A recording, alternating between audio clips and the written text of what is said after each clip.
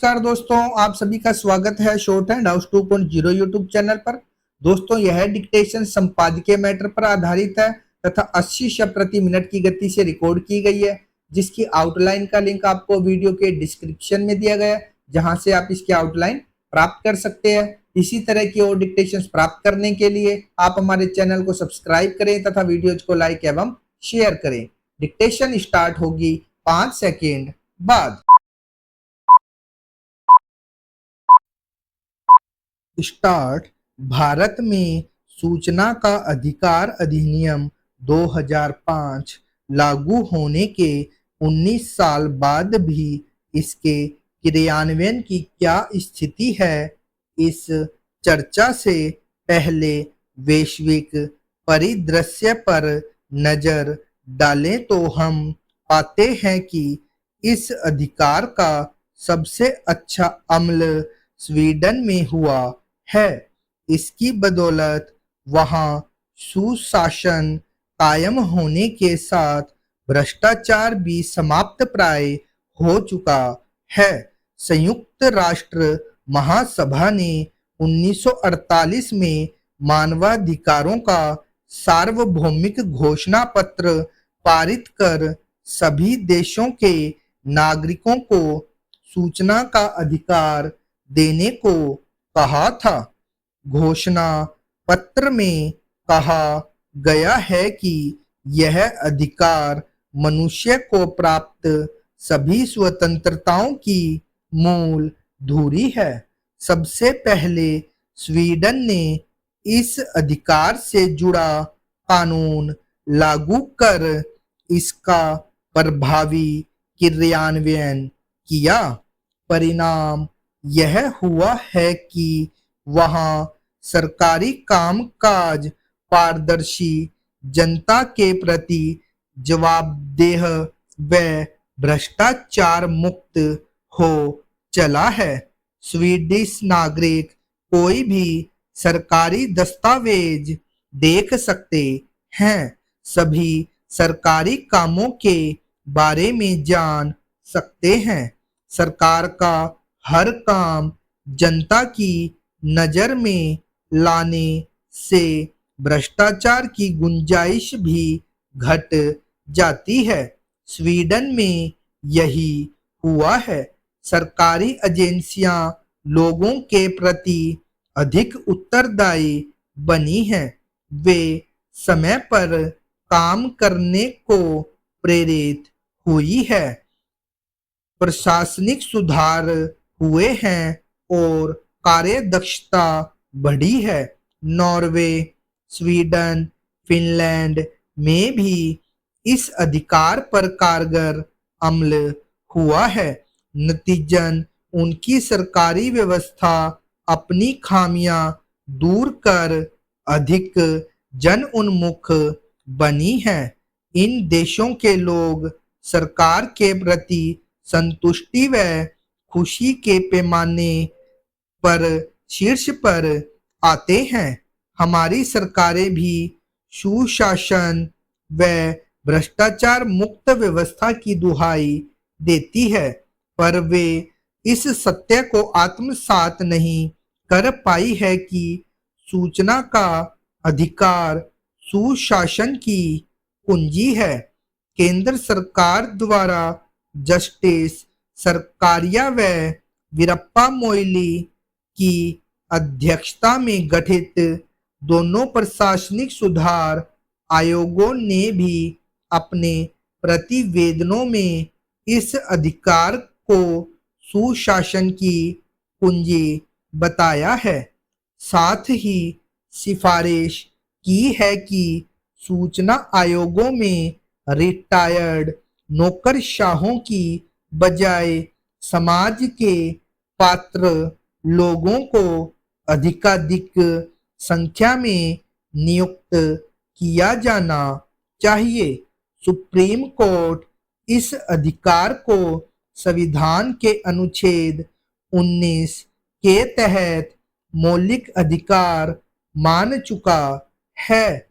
यह अधिकार सरकारी कामों और सरकार की मदद से चलने वाले गैर सरकारी कामों पर नजर रखने की बड़ी ताकत लोगों को देता है। इसके जरिए लोग अपनी समस्याओं व शिकायतों के निराकरण के बारे में भी जान सकते हैं।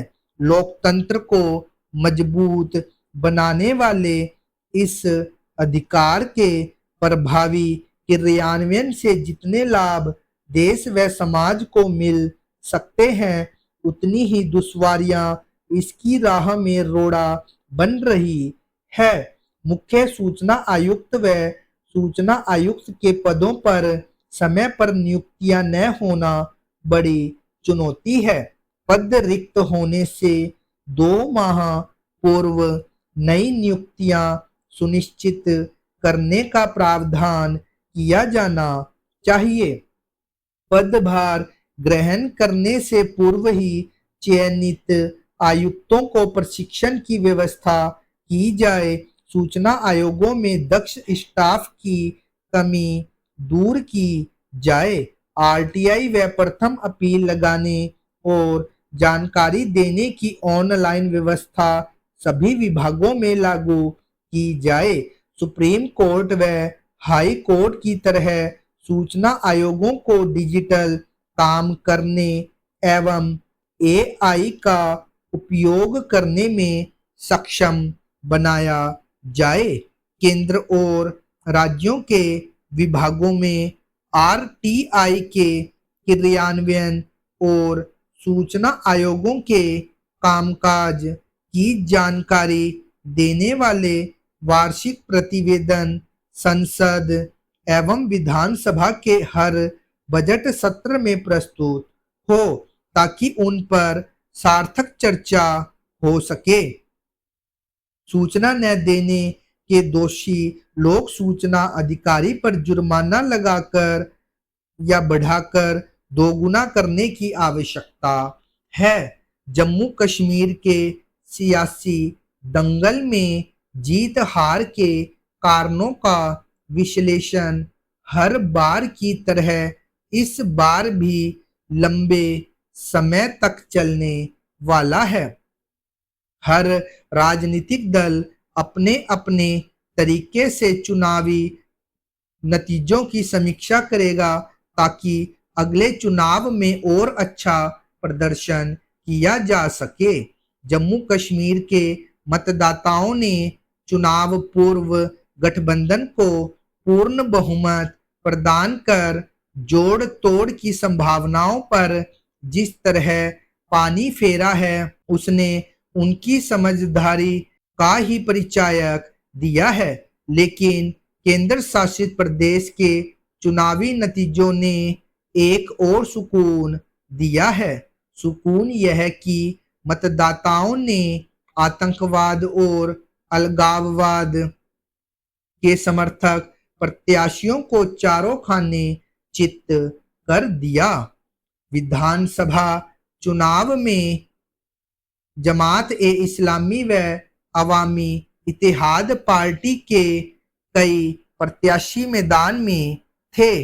देश के साथ दुनिया की निगाहें भी इन पर लगी थी, लेकिन नतीजे आए तो अलगाववाद समर्थक राजनीतिक दल और उनके प्रत्याशियों को मुंह की खानी पड़ी।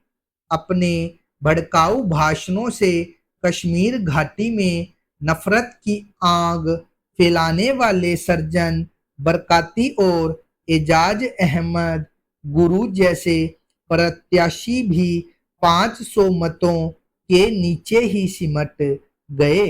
नतीजों का संदेश यही निकला कि मतदाताओं ने उन लोगों को सिरे से नकार दिया जो केंद्र शासित प्रदेश में अशांति फैलाने की कोशिशों में जुटे रहते हैं।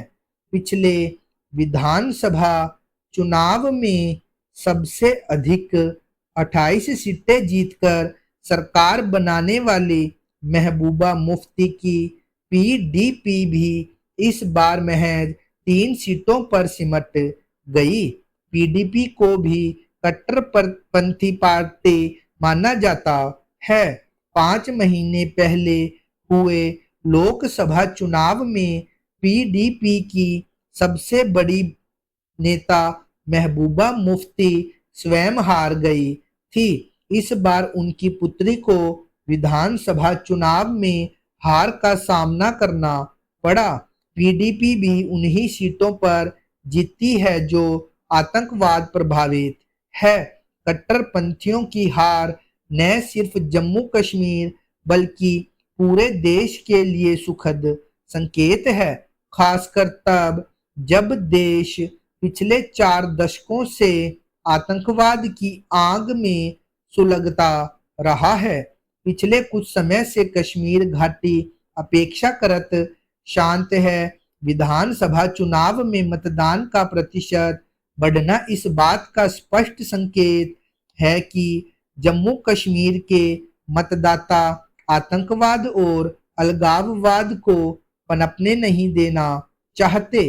कश्मीर घाटी ने वह दौर भी देखा है जब अलगाववादियों के आह्वान पर आए दिन बंद होता था। एक आवाज पर पूरी घाटी थम जाती थी। धीरे धीरे ऐसे लोगों को समर्थन मिलना बंद होता गया।